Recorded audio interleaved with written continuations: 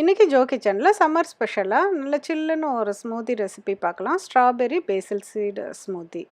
இந்த சீட்ஸை வந்து நம்ம ஃபஸ்ட்டு 5 மினிட்ஸ் தண்ணியில் ஊற வைக்கணும். அது நல்லா பொது பொதுன்னு வந்துடும். இது எல்லாம் ஸ்மூதி அப்புறம் நம்ம ஃபலூடா இதில் எல்லாமே நம்ம யூஸ் பண்ணுவோம். சில புட்டிங்ஸ்லேயும் இதை நம்ம யூஸ் பண்ணலாம். ரொம்ப நல்லா தான் இருக்கும்.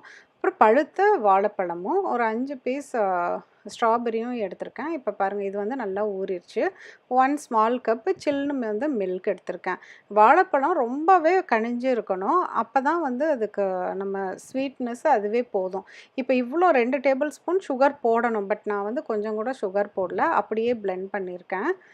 ஏன்னா வந்து பழுத்த வாழைப்பழத்துலேயே இனிப்பு இருந்தது. அதுவே நம்மளுக்கு போதும். குழந்தைங்களுக்கு ஹெல்த்தியாக கொடுக்கலாம்.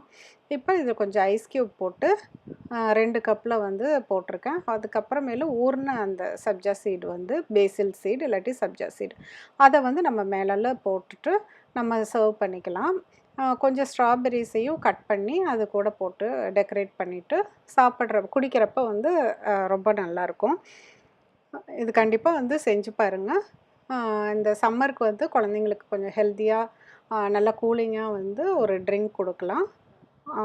இதோட ஃபீட்பேக்கை நீங்கள் கமெண்ட்ஸில் சொல்லுங்கள். Please share and subscribe my channel. Thank you.